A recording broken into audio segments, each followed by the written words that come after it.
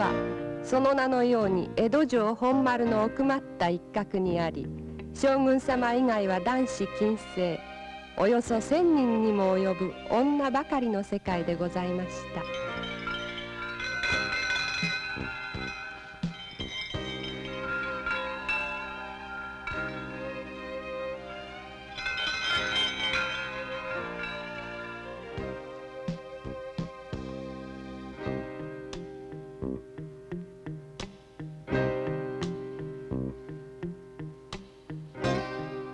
11代将軍家斉の時代、ここ大奥にはお使い番という役職がございました。五代さんの際のお供、外へのお使いなど本来のお役目のほかに、大奥総取締松島の局指揮のもと、大奥内に起こるあらゆる事件の探索吟味のお役にあたるため、日夜稽古に励んでいたのでございます。では始め。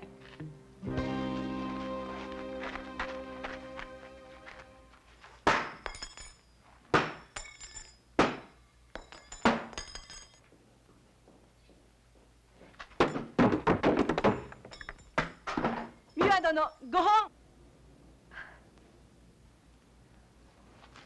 宮は格別の上達にございます。始め。はいはいはいはいはいはい。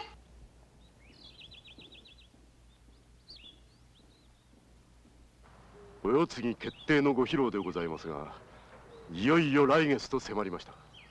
先君家治様の七回忌ご法要の席上ではいかがかと。うん、良い供養になろう。ちょうどその8日後は竹千代の誕生日。清めの式は当日にいたせ。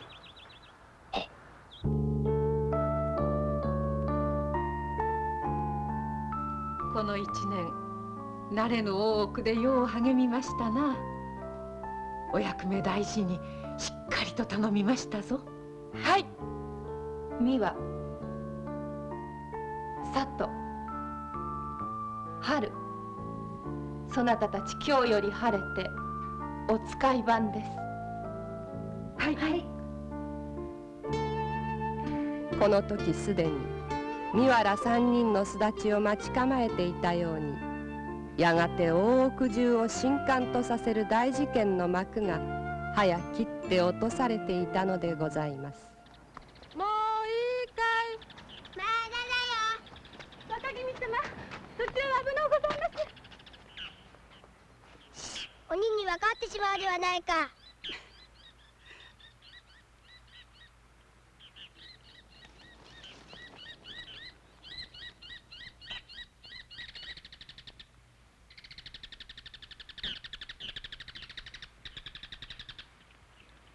竹千代君はそのままいつまでたっても木立の中からお戻りになりませんでした。竹千代様、若君様、竹千代様、若君様、竹千代様、竹千代様、竹千代様。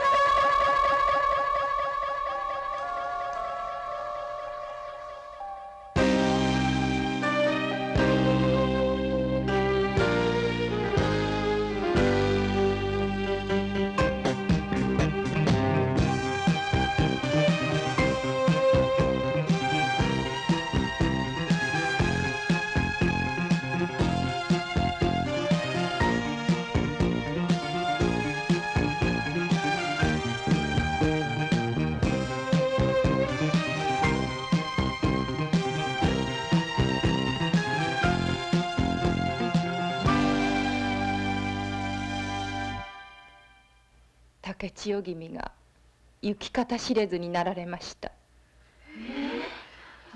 静かに大変な事態ゆえ、所在がしかと分かるまでは急なご病気ということに。お局様からのお達しです。私が少し遅れて駆け込みました時には、竹千代様のお姿はもうどこにも。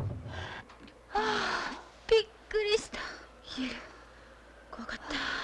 お昼の番相回ります。お昼の番相回ります。もうハルさん、お腹すかない？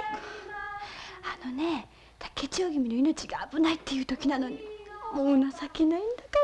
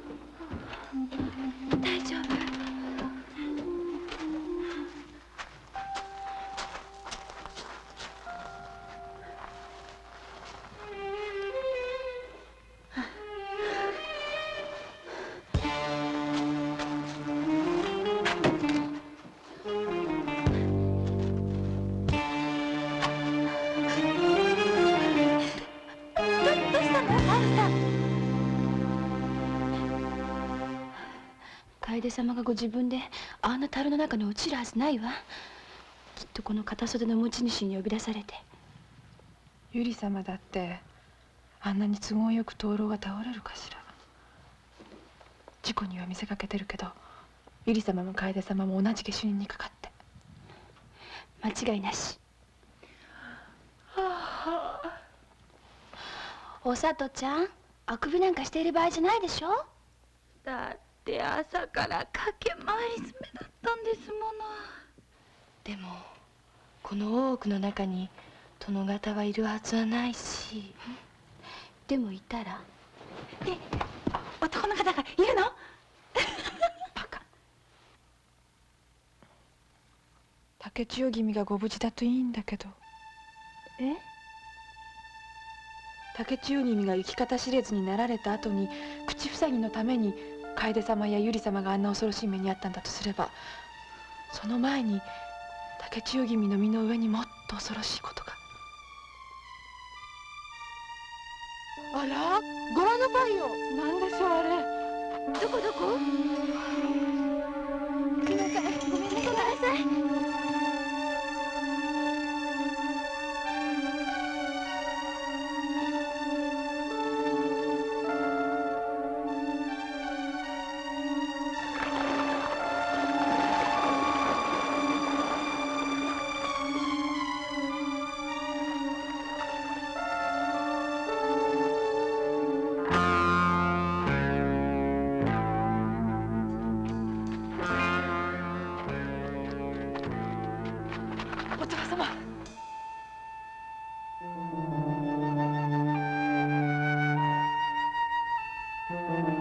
竹千代が水死。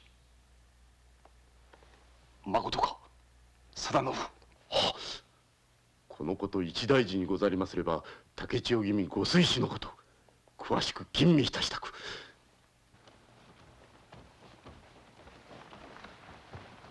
定信殿、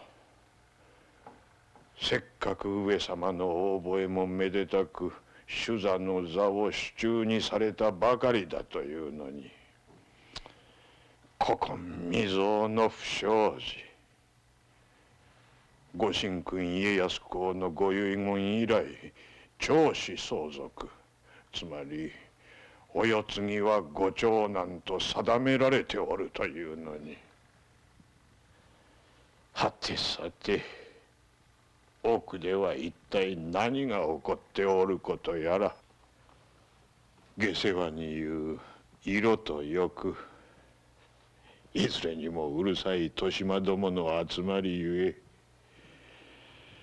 え、今後の扱いが骨でござろう。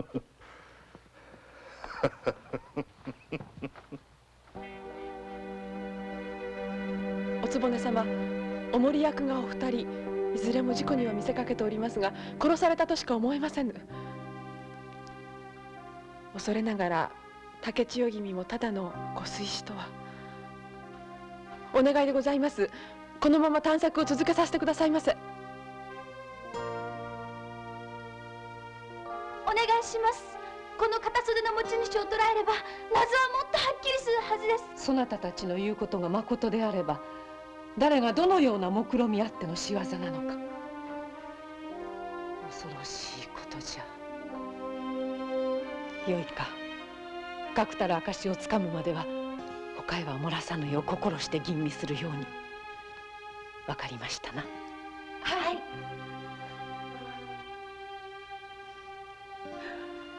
今日は何やらそなたたちがずんと大きゅう見えまするぞ。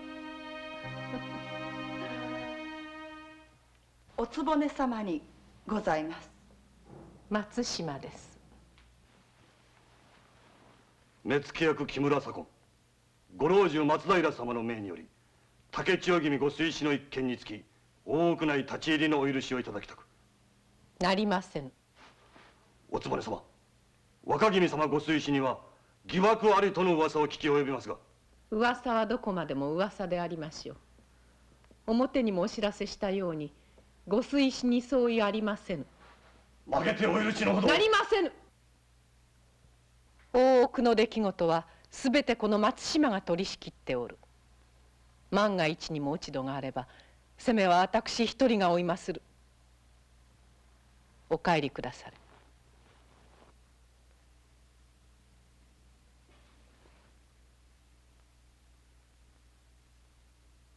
私ね、御台様が怪しいと思うのよね。だって御台様には和子様がいらっしゃらないでしょ。それで焼き餅を焼いてね。何？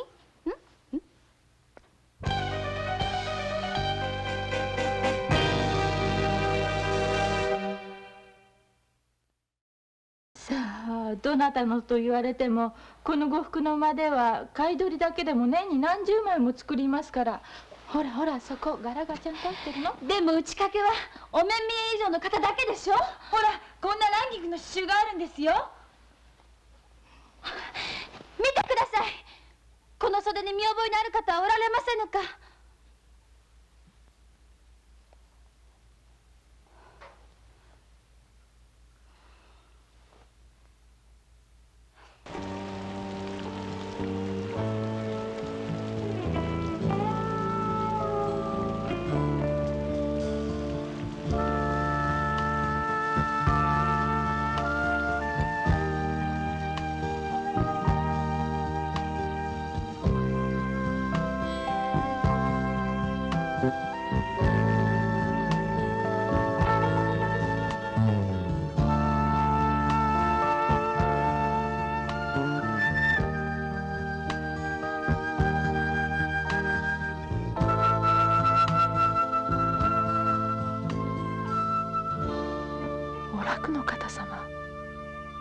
宿下がりを？はい。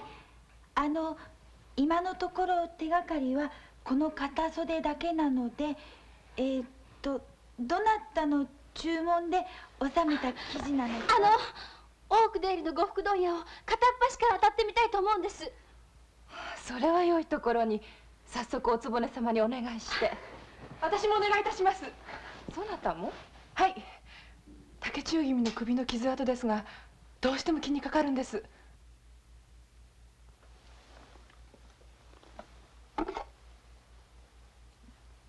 大奥から外への出入り口はここ七つ口だけでございました。お女中たちの町方への出入りは針一本の持ち出しもならぬ、それは厳しいものだったのでございます。お使い番には下がります。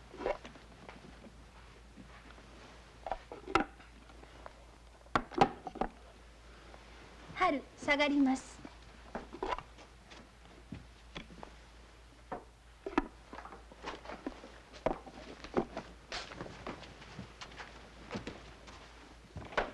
後でございます。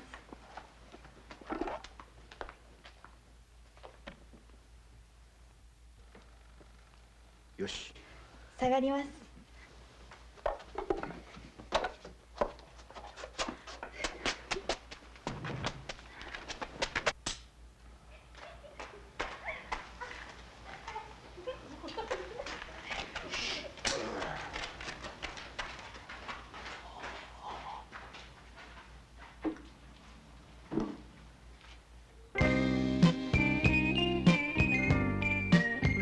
おさとちゃん。何よさっきからキョロキョロしてんの？おはるさんだって本当は。そりゃあね、1年ぶりのお宿下がりだもん。とわがまま言っておっかさんに甘えるんだ。私も。羨ましいわ。おはるさんもおさとさんもご両親が揃ってて。あ、ごめん。悪いこと言っちゃった。美和さん、お父っつぁんもおっかさんもいなくて一人ぼっちだったのよね。ごめん。さあ行きましょう。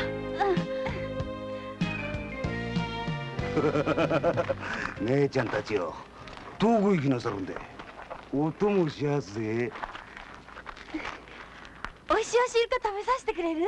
ああ、いいよ。あっち行ってよ。なんだと？何よ。行っていってね。かわいそう。何がかわいそうなの？おさとさん。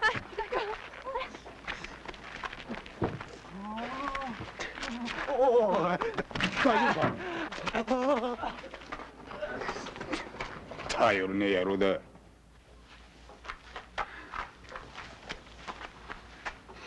ダメか。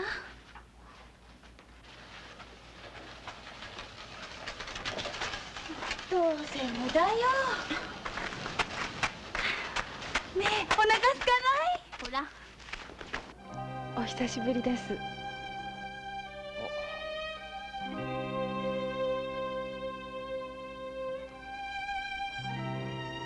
ああ、美和ちゃん。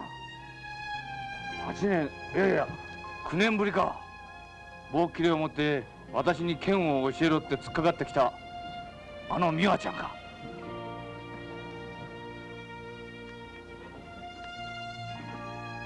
いや、美和ちゃんか。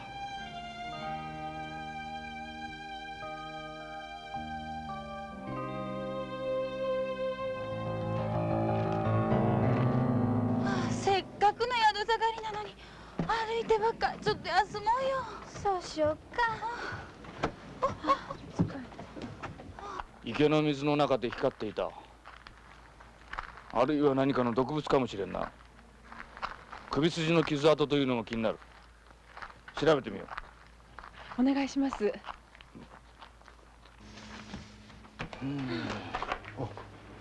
5年ほど前にお中臈の辰野様がおあつらいに。お中臈の辰野様？ありがとう。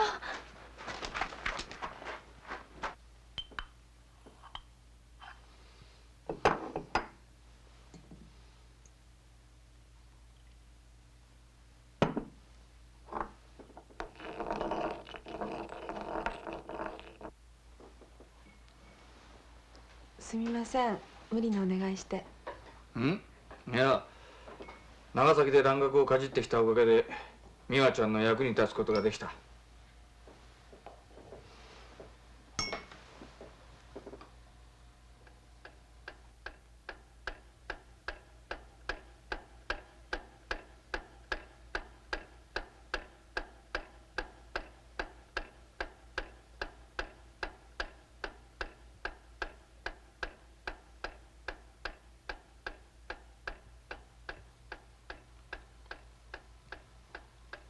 美和ちゃん。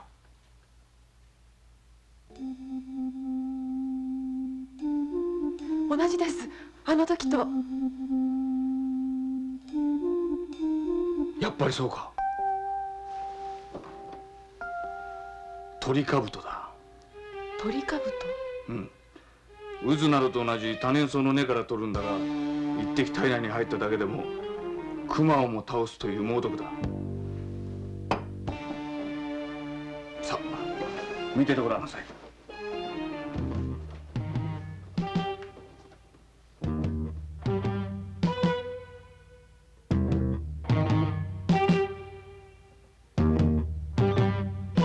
ロシアの特産だと聞くが、我が国でも武州の駒一帯から秩父山中にかけて取れる。昔からあの辺りの漁師が獅子狩りなどに使っていたらしい。その首筋の斑点というのだが、おそらく針にこのトリカブトを塗って差し込んだ後に違いない。針の跡。うん、そうとしか思えん。で、一体誰が殺されたというんだ。まだそれを聞いていなかったな。いえ、それは。うん、何かよほど訳があるらしいな。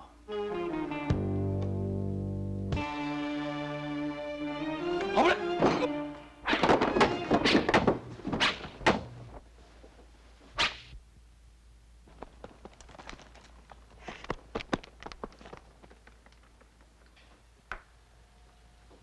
毒は塗ってないようだ。ごめんなさい。私の代わりに小四郎さんがこんな。いやいや、構わんさ。忍びの族らしかったが、心当たりは。しかしいずれにしても美和ちゃんの動きが邪魔になるやつには違いない。いつだったか俺がこうして美和ちゃんの、あれは足だったか。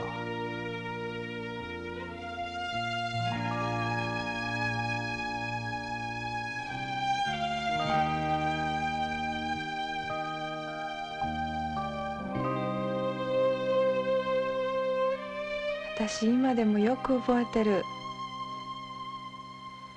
小四郎さんって木登りが上手だった。あ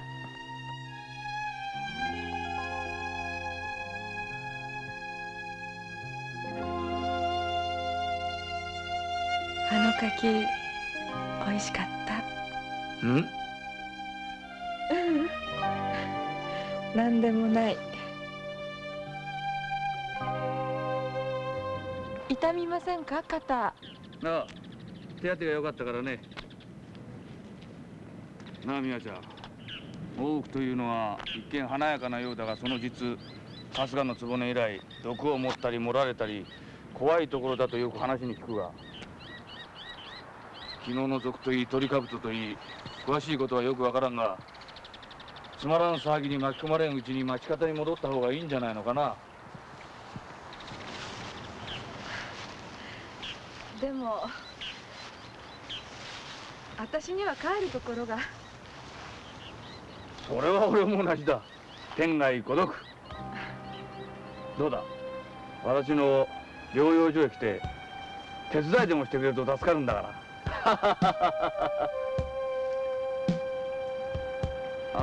これはすまんすまん。いや、つい10年前の美和ちゃんが目の前にいるような気持ちになってるな。あの頃に戻れたらどんなにいいか。でも今大奥を辞めたら逃げ出すことに。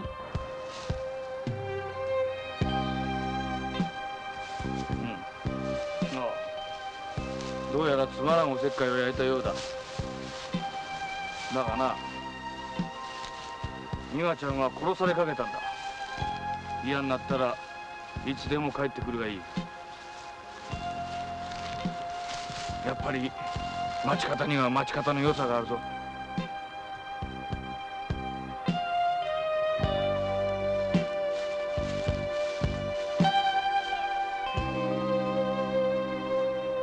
お使い番には上がりでございます。辰野様と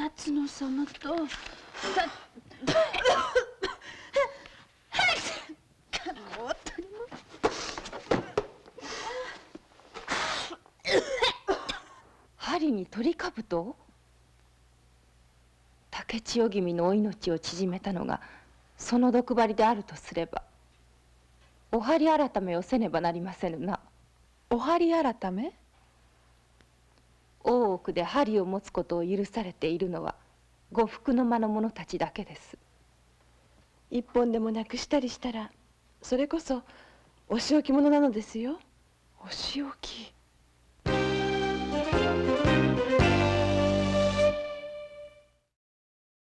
1本1本2本2本3本3本4本4本5本5本6本6本7本7本8本8本9本9本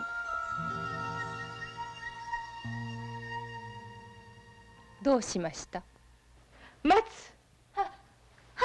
こちらへ。早くせぬか。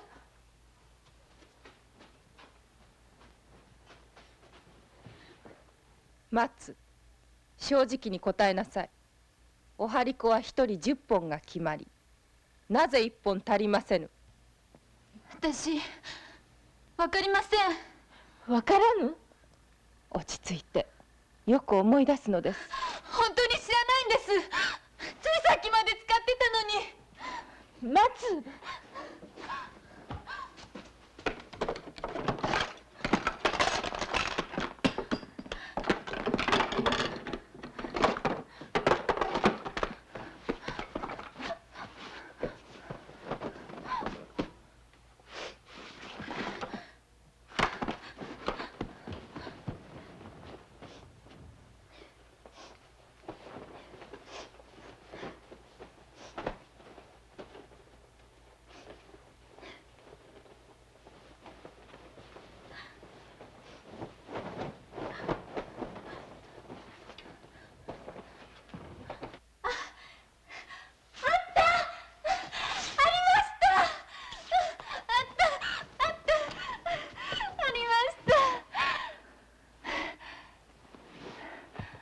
10本10本何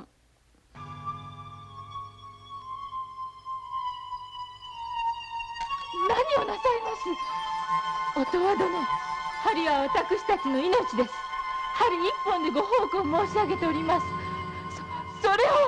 無体は承知ですが、お役目です。このようなお改めが何の探索の足しになるのですか？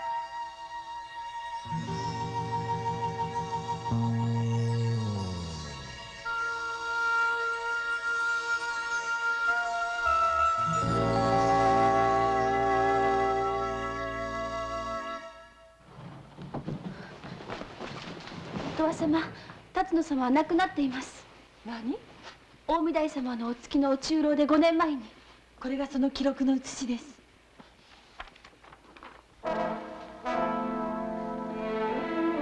焼死。亡くなった方の打ち掛けを着て、一体誰がこの大奥で。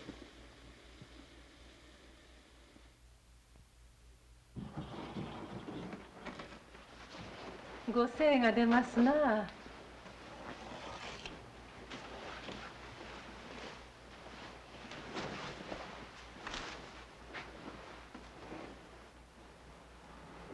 上様からの下され物です。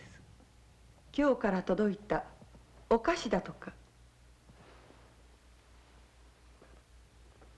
ありがとうございます。お局様、例の打ち掛けの主が分かりました。おお、それは。ですが5年前に亡くなって大御台様付きのお中臈で辰野。辰野。ああ、そういえば才気のある気立ても良い子でしたが、かわいそうに北の長局の出荷の際に。お針改めの方も残念ながら。ですが打ち掛けの主と針を使う者の正体、必ず突き止めてご覧に入れます。針といえば呉服の間のほかに特に針箱の所持を許可した者が。お局様、どなたでございますか？福松君の下着を自らの手で縫うてやりたいという母心に負けて是非もなく。お袖の方様。お方様、では中を改めさせていただきます。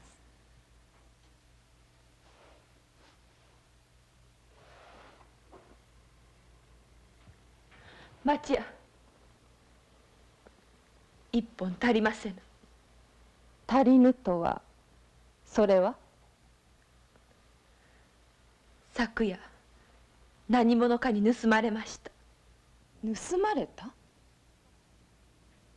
お方様、竹千代君のご最後に関わる大事と宣告申し上げたはず。しかとしたご返答をいただかねば。なくした覚えはありませぬゆえ、盗まれたとしか。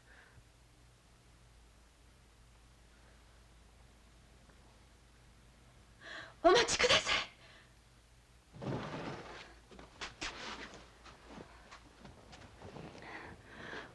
おとわ様、お聞きください。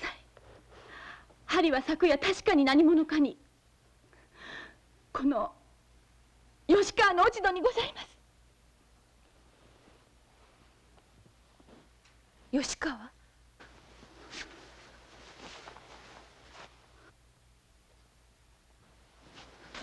吉川、何としたことを。お石を早く。はい。お石がすぐに気をしっかり持つのですよ。お聞きください。あの夜遅く、見回りの時でございました。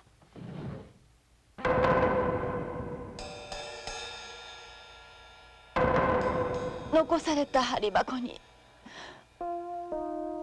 一本足りませんでした。打ち掛けの女、顔はわかりませなんだか。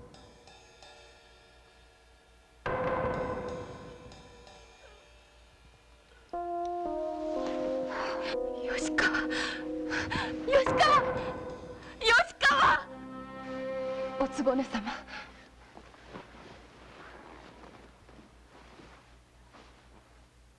お袖の方様、立ちませ。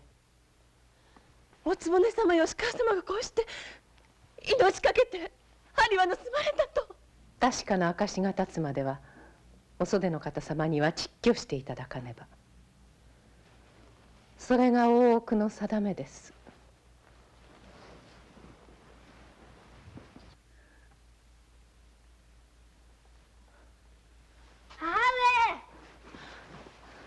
福松。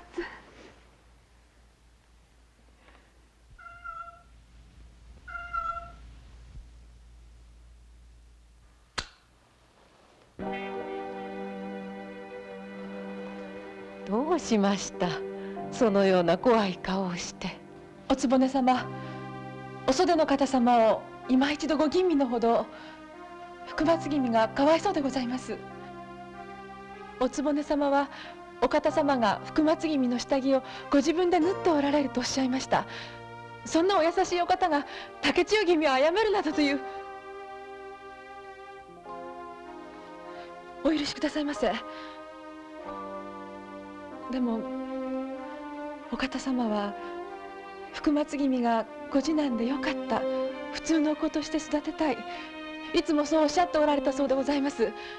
その福松君と別れ別れにされてしまうなんて、大奥のご法度にも涙があるはずでございます。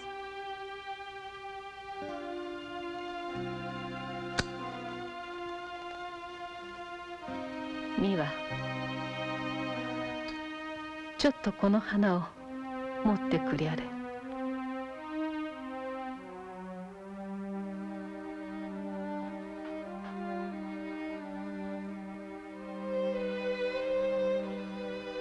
そなたの気持ちはようわかるが、大奥はそのご法度を固く守ってきたからこそ、春日のおつぼね様以来百数十年の太平を休んじてこられたのです。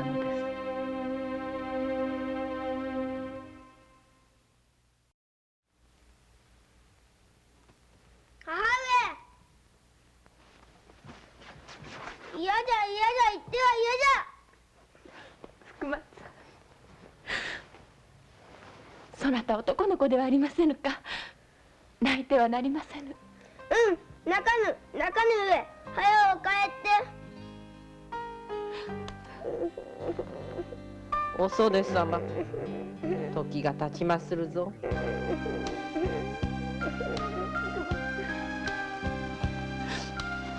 そなたのことだけが心残り。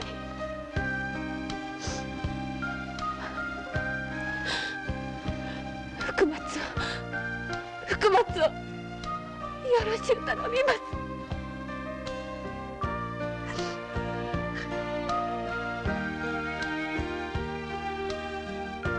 こうしてお袖の方様は虎ノ門の養生所へ向かわれました。養生所は当時病気の療養のためばかりでなく、窒居押し込めなどの際にも用いられたのでございます。お呼びでございましょうか。音は買い物を頼まれてくりゃれ。丁子屋の紅を買うてきておじゃれ。紅でございますか。不服かえ？いえ。お使い番はもともと外への使い走りがお役目。いたずらに騒ぎを求めて駆け回るのが務めではおじゃるまい。さあ急いで行きやれ。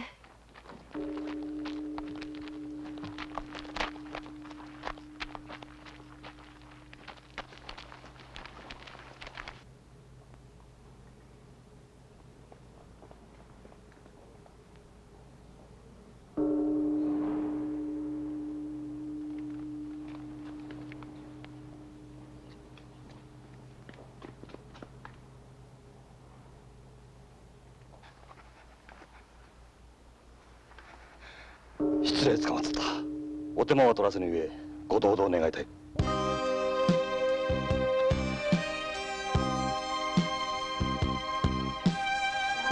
ご老中様。音羽であったな。無体な真似をして愛すまん。御台様のお指図でございますか。こうでもせぬことには一度そなたと話したかった。竹千代君謀殺の一件、探索は進んでいるか。謀殺などとどなたがそのような。わしの睨みだ。音は来月13日、ご無事であれば竹千代君6歳の誕生日。当日お世継ぎ決定のお披露目をする予定であった。その矢先にかかる事態、裏に必ず醜いお世継ぎ争いの暗計が潜んでいると見た。お世継ぎ争い？女の城は女の手でという松島殿の考えもわからんではないが、直人はお世継ぎの決定は徳川家の大事。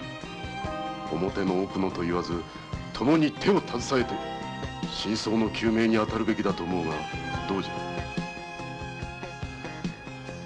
頼むぞとは。この者たちも好きに使うてくれて構わん。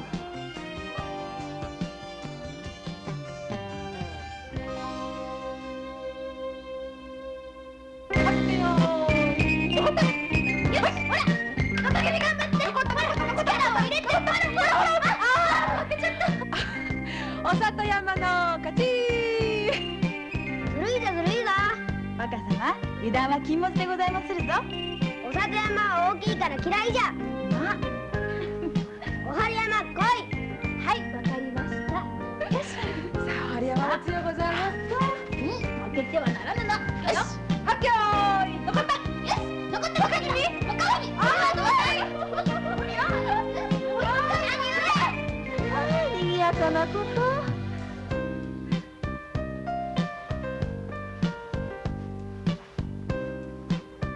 福松君お一人ではお寂しかろうとお見舞いに参じました。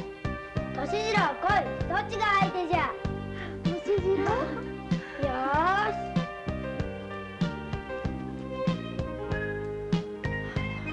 どっちが時がかったらこの人形をやる。美しいこと。よーし。はっきょーい。残った。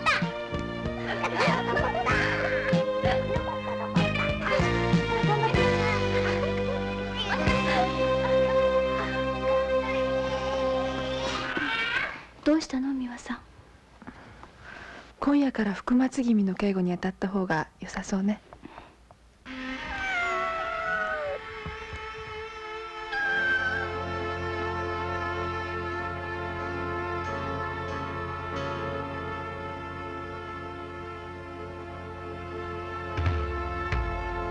かわいい似顔。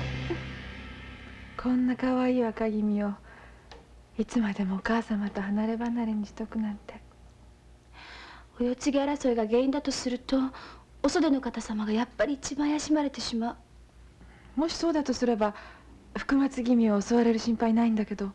本当。でもお世継ぎ候補は歳次郎君がまだいらっしゃる。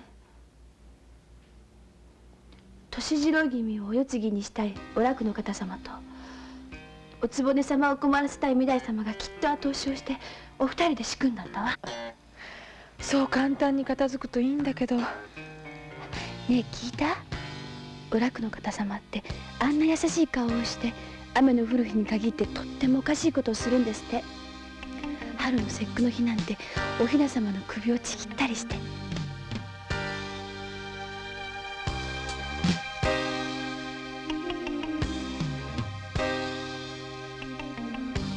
難しい事件。いずれにしても下手人は必ずこの大奥の中に。母上、母上。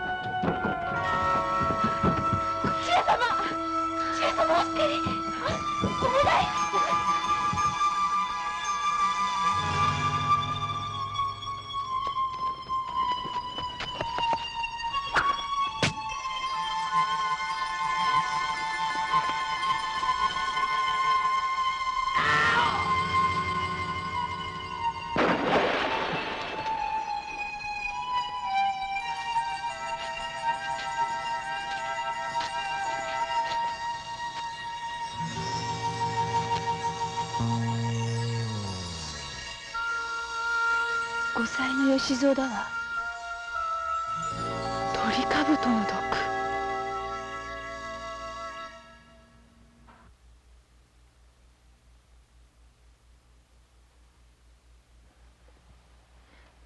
千恵様、許して。私が居眠りさえしなければ。許せない。千恵様の敵はきっと私たちの手で。しかし謎の一部は解けました。竹千代君のお守り役2人を殺めたのは今夜の吉蔵という男。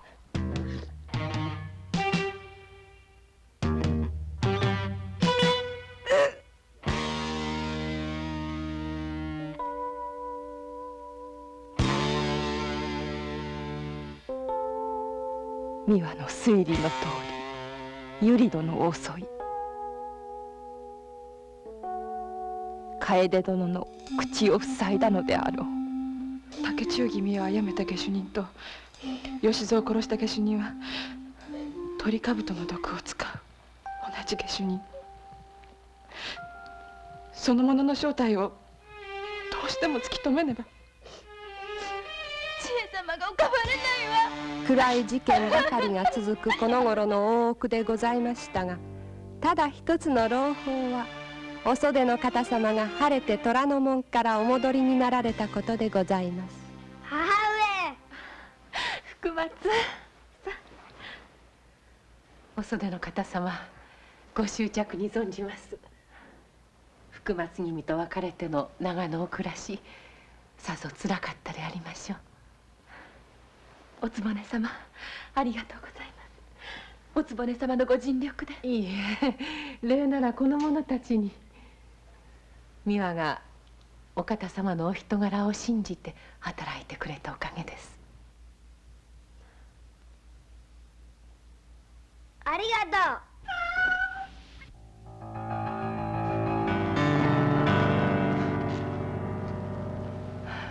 福松君、母上様はもうどこへも行かれませぬゆえ、もう寂しいことはありませんね。お昼の晩、相回ります。お昼の晩、相回ります。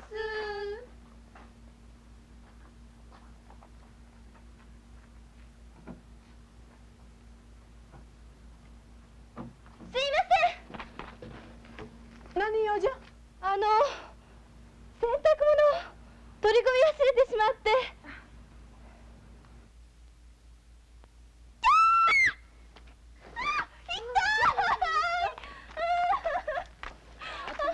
すいません、どうも。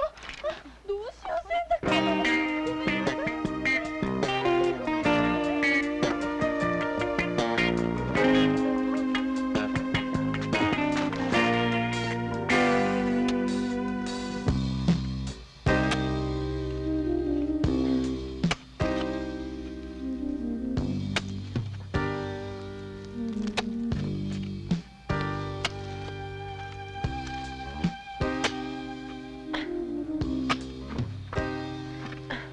帰りましょうよ、美和さんね。辰野様のお墓場なんてどうしてそんな恐ろしいことを。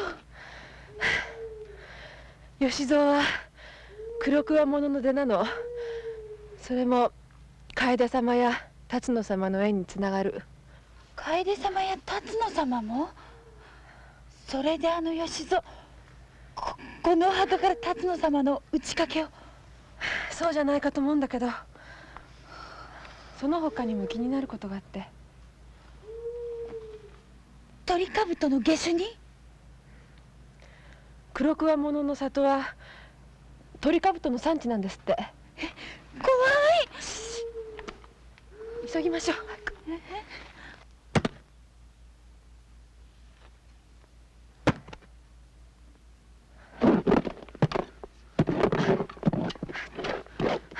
おさつさんとも手伝って。そうそう。早く。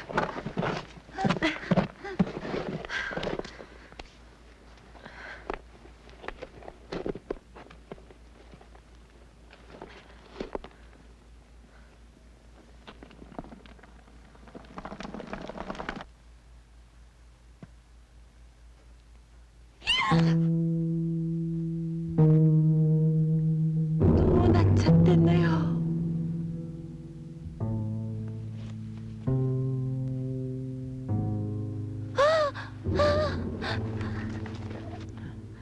心配はいらぬ。ご老中松平様の命で働く円寿と申す者。ご老中様の？音羽殿も承知のはず。せいぜいお励みなされ。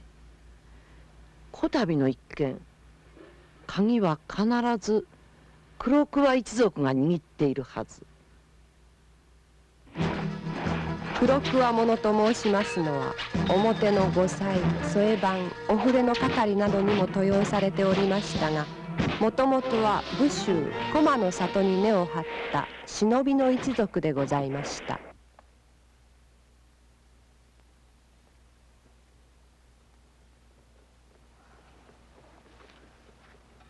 お佐藤さん、念のためお楽の方様やお袖の方様の身元も調べた方が良さそうね。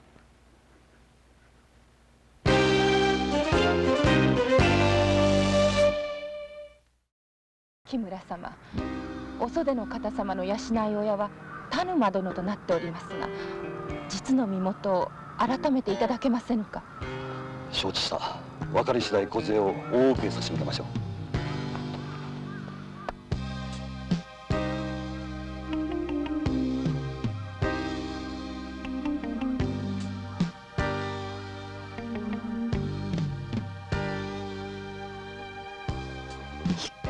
ことはこの大事の時にそのような軽はずみを。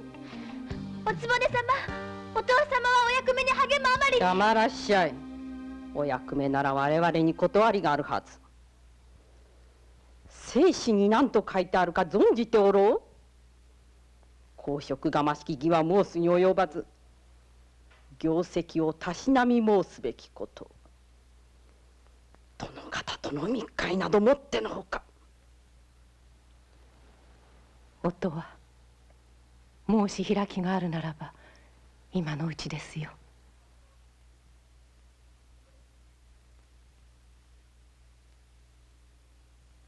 音羽はこれよりお膳どころのお仲居の係へ。お使い番の頭は後任が決まるまで私が代行する。よろしいな。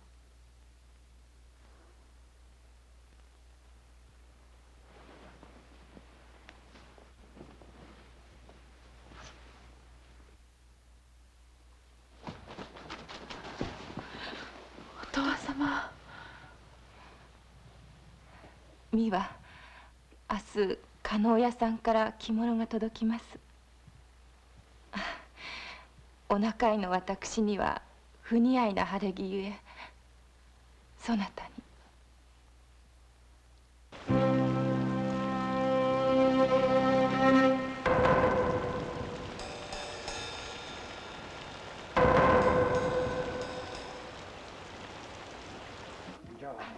奥女中たちの日用品の買い物はここ七つ口御用達で用が足りたのでございます。ちょっとごめんなさい、ごめんなさい。加納屋さん、お父様がお願いしたものはこれでございます。美和さん、大変。どうしたの？例の鳥かぶとの針が出てきたのよ。どこにあったと思う？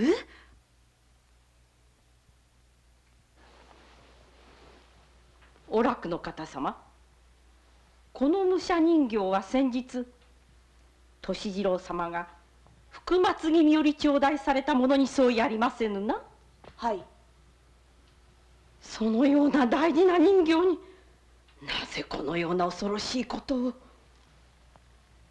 存じませぬ。知らぬ？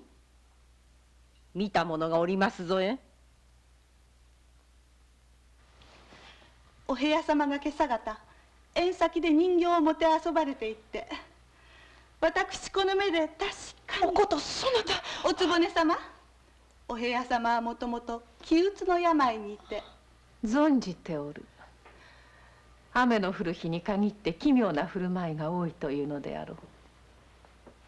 その病の訳も知っておる。お楽の方様はある雨の降る日、お湯殿で初めて上様のご寵愛を受けましたのじゃ。雨の音を聞きながら初めて女としての喜びを知られましたのじゃ。されどここ1、2年は絶えて上様のお泊まりもなく、おしとねから遠ざかっておられたゆえ、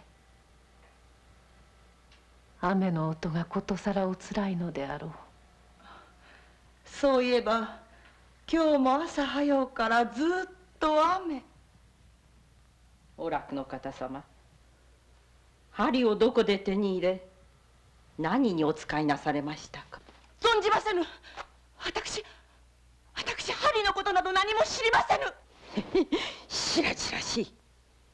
この人形を福松君に見立てての仕打ち、それが何よりの証。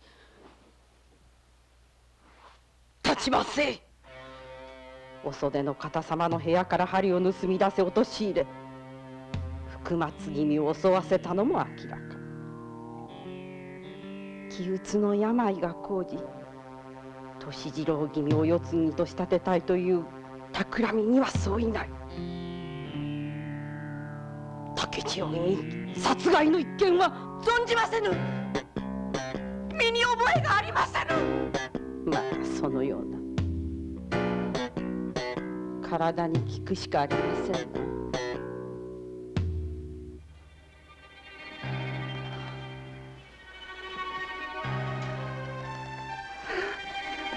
お許しください。このような恥ずかしいんでお待ちください。おお、そう、これからはそなたたちお使い番の出番であったな。できませぬ。できぬ。どなたのものか証もない針だけをよりどころにこのようにお楽の方様をお責めになるなんて乱暴です。そなたには頼まぬ。お里、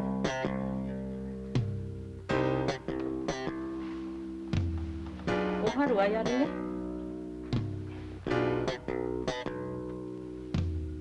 そなたはやってくれますね。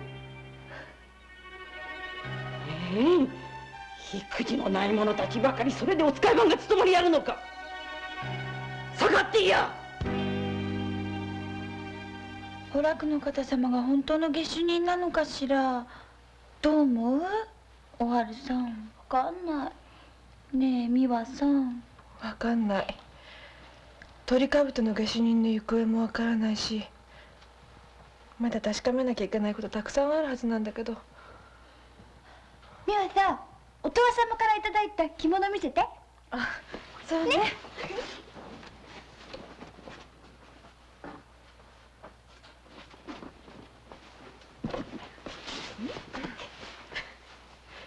うわー、すごいじゃん。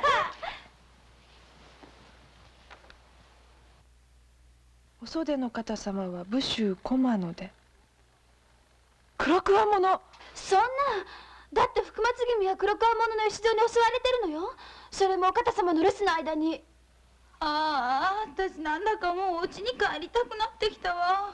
弱音は吐かないの。こういう時こそ力を合わせて私たち頑張らなくっちゃ。そうね。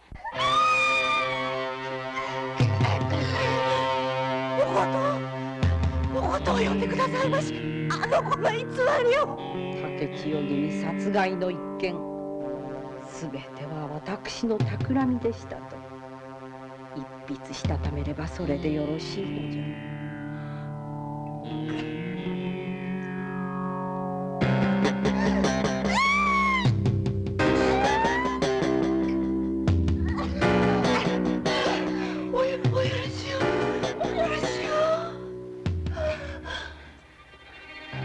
一筆書きまするか、それとも針の味がよほど好きと見えますな。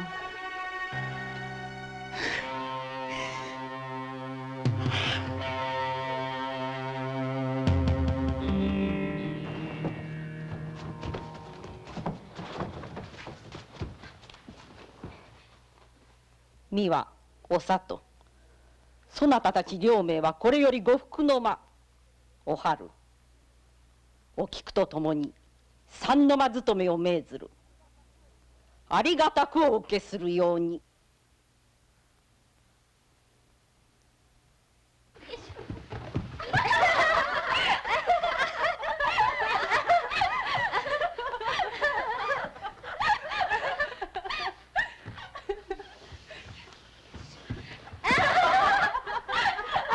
お役目をお母さんに威張っていると掃除の仕方まで忘れると見える。しっ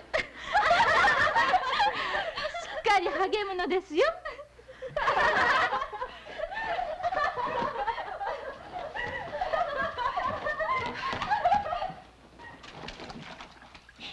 聞いて聞いて。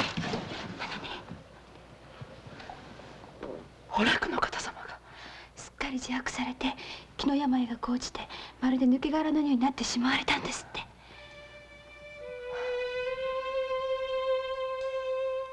その日の朝、お楽の方様は大奥を騒がせた張本人として詳しいお調べもないまま本郷無縁坂にある正安寺におしこめの身となられたのでございます。よいしょ。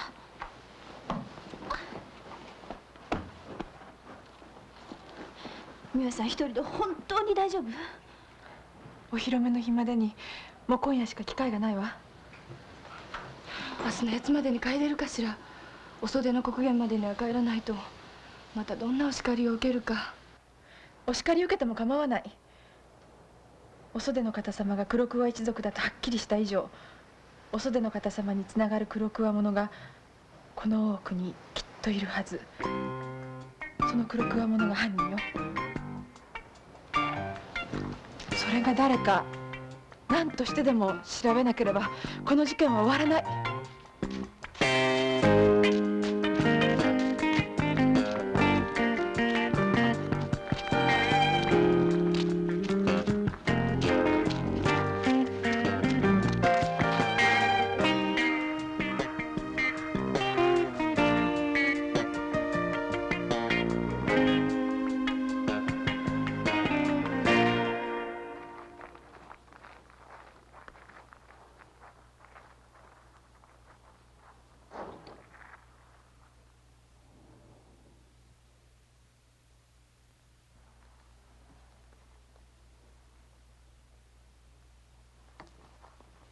何？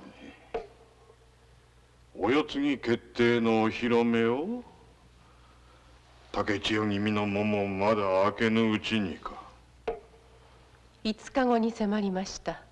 千君家春様七回忌のご法要の席がよろしいかと。さてな、上様が何とおっしゃるか。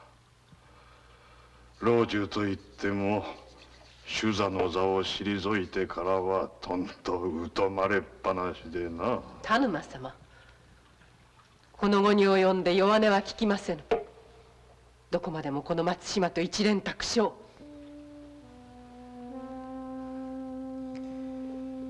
福松君が西の丸に移られた暁にはまだお年葉もゆかぬゆえ、田沼様にご後見役としてご出馬願うお約束、松島忘れてはおりません。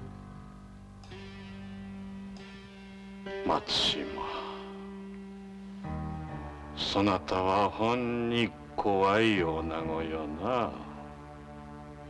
いつの間にかわしの手を離れてどんどん大きゅうなっていく。女は魔物とはよう言うたものよ。ああ、怖い怖い。どのように言われましょうと、福松君を将軍の座に据えるまではどなたにも妨げはさせません。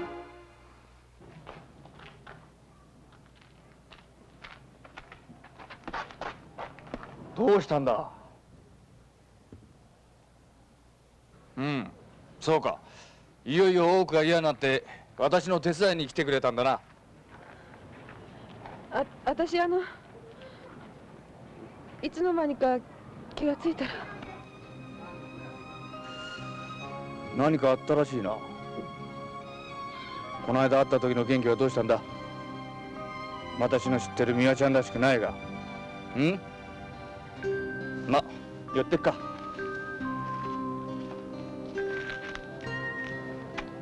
おいおい、どうしたんだよ。私小四郎さんの言う通りどうかしてました。大奥で一生暮らすなんて立派なこと言って弱虫でした。育児なしでした。ごめんなさい。出直してきます。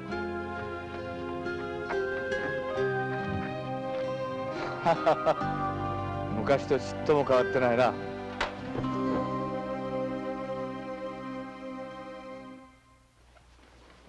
美和さん、帰ってたの？ねえ、いつ？どうしちゃったの？駒の里には行ったんでしょ？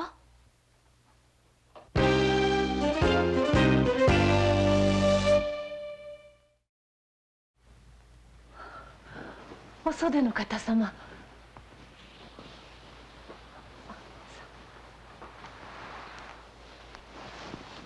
今夜からいよいよ西の丸ですな。はい。お顔の色が優れませぬ。どうなさいました？お局様、お局様のお力添えは感謝いたしておりますが、私はできることなら福松君は普通のお子として育てとうございました。今さら何を言いやる。福松君は間違いなく将軍の器。我が子がいずれは将軍の座に座る。女としてこれほどの幸せはありますまい。お言葉を返すようですが、私には母と子が抱き合って暮らせる毎日の方が。お袖殿、そなた母に抱かれたことを覚えていやるか。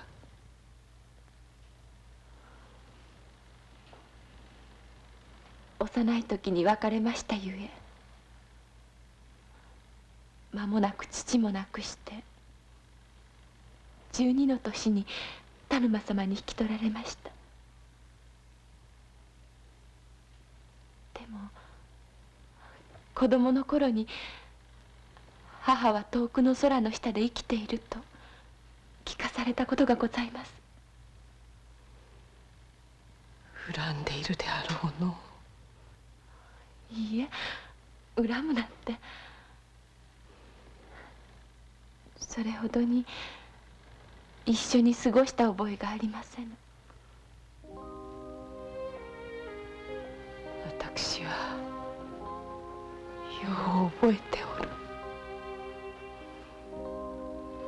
あの夜、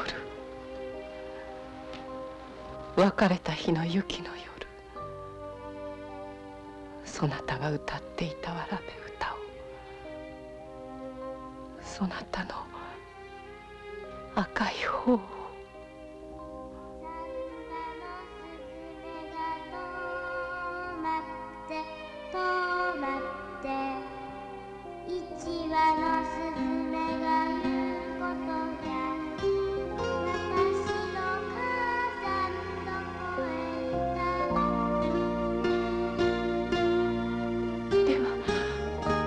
お局様が。そなたの母じゃ。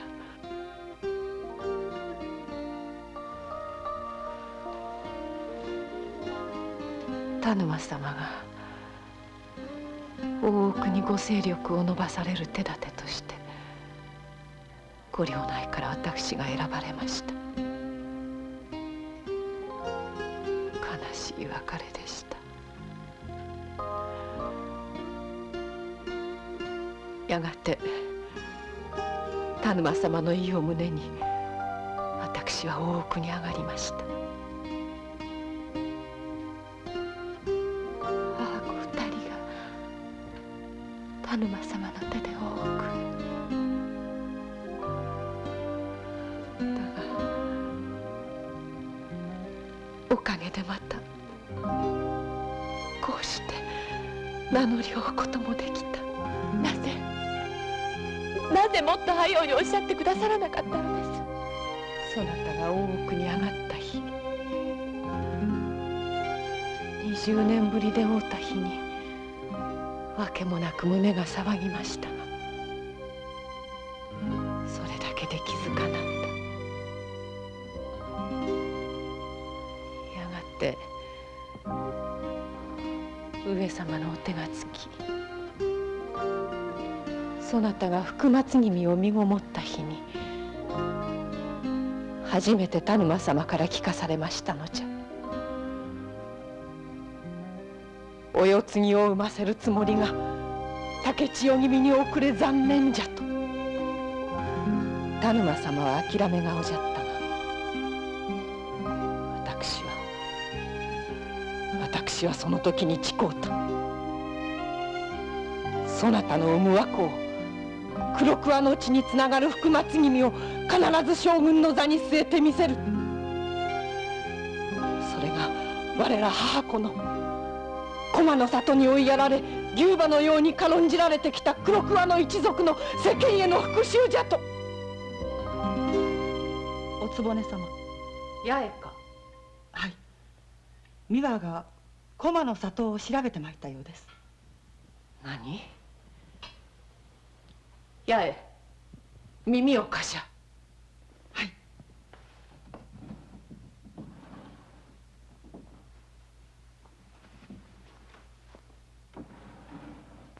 お局様がお袖の方様の？お楽の方様を陥れたお琴様も八重様もお局様次のお女中のほとんどが黒桑の一族。そうなのよ、驚いちゃった。それでお局様は？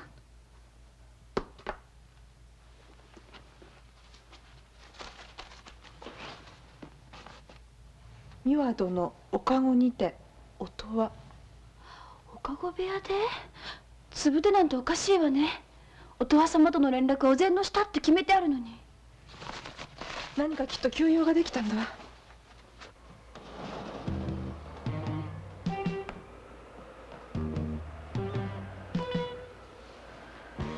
おとわ様。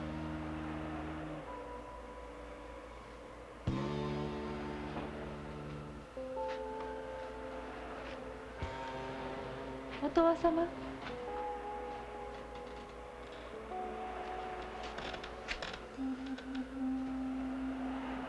おとわ様。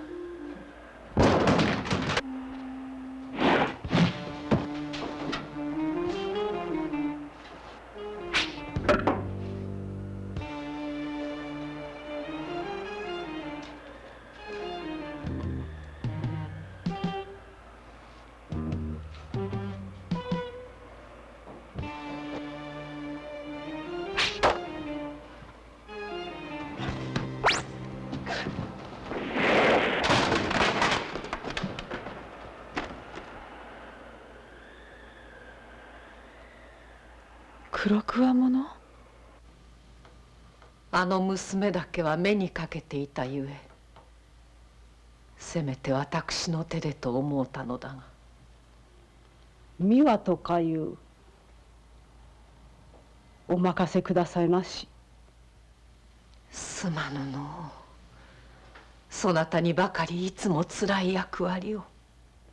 何の5年前に火事場を這い回っていてお局様に助けられたこの命、お局様のためになら、一族のためになら、この日のために生き延びてきたようなもの。辰野。それにしても初めて竹千代君を殺めた時、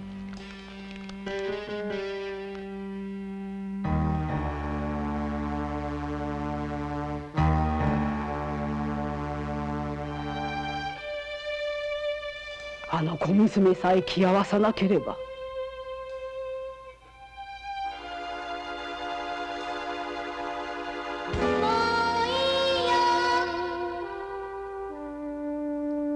今さら悔いてもせんないこと。もはや後へは引けぬ。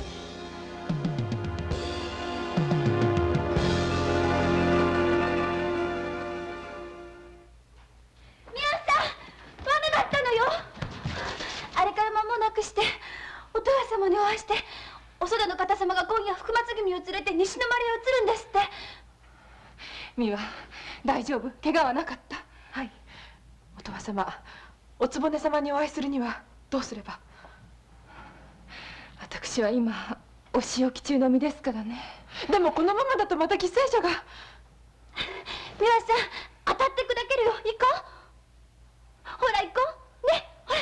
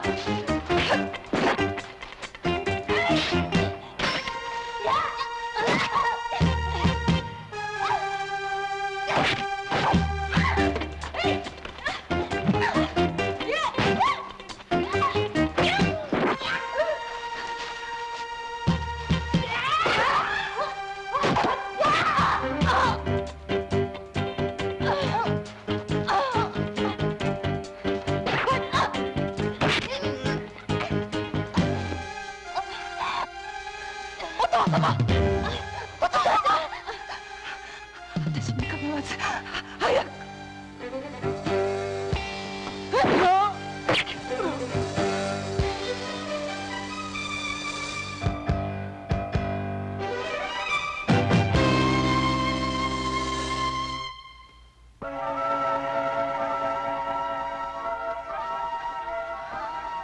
この人が鳥かぶとの下手人。いつか鴨路部屋でお母さんとかいう人。違うわよ。このひどいやけどの後辰野様よ。じゃあおかご部屋で宮さんを襲ったのもこの辰野様？だったら右腕に私が切った宮内の傷があるはず。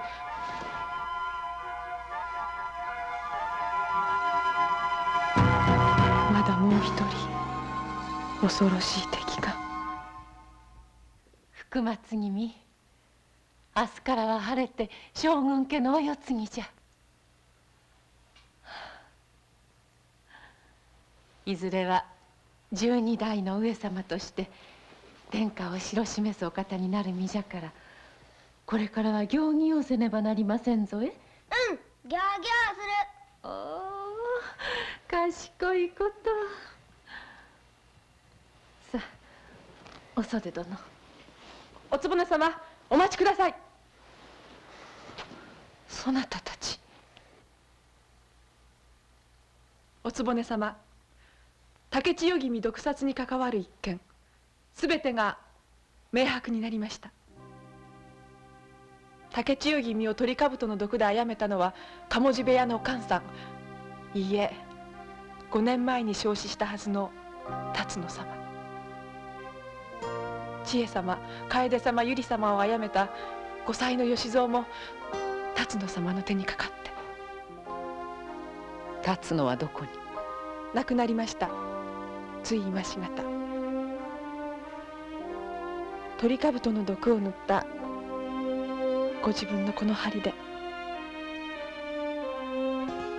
竹千代君を殺めお楽の方様を陥れたのもすべてはこの針でした。そしてすべてはおつぼね様のお指図。私が？なぜ私がそのような指図を？おつぼね様がお方様のお母君で、福松君はお孫様。そのお孫様をお世継ぎになさりたかったために駒の里ですべて聞いてまいりました。あの村でおつぼね様はお若い時おさいと呼ばれていたことも。黙りゃ！事件はすでに落着しておる。いいえ、まだ落着してはおりませぬ。今さら何を言い出しやる。下がりゃ！下がりゃ！松島。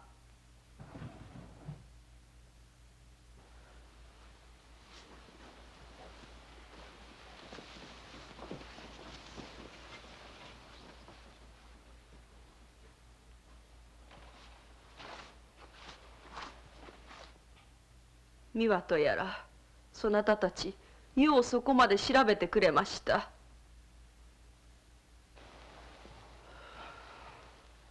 松島、先刻老中松平より報告がおじゃりました。すべてはそなたの企みであったと田沼が何もかも話したよしじゃ。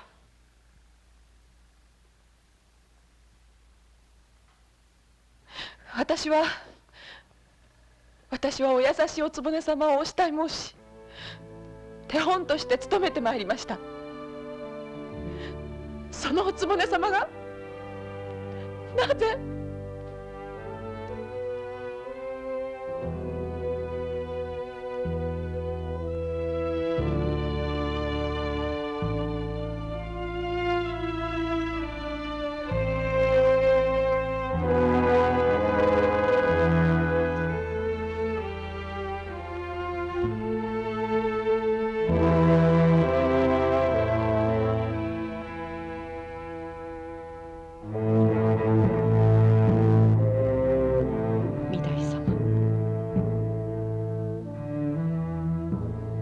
最後のお願いがございます。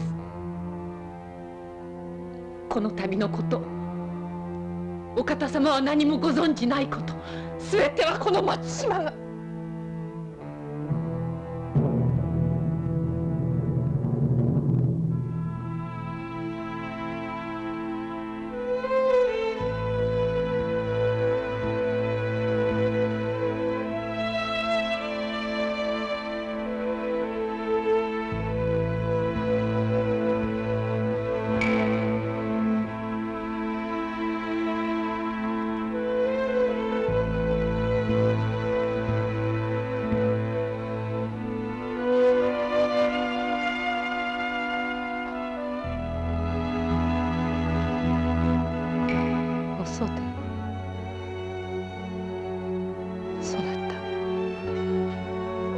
とうとう一度も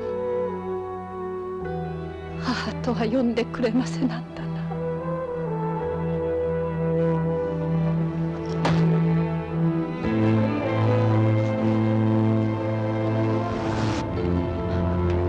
松本様、夢じゃ。所詮はかなわぬ夢じゃった。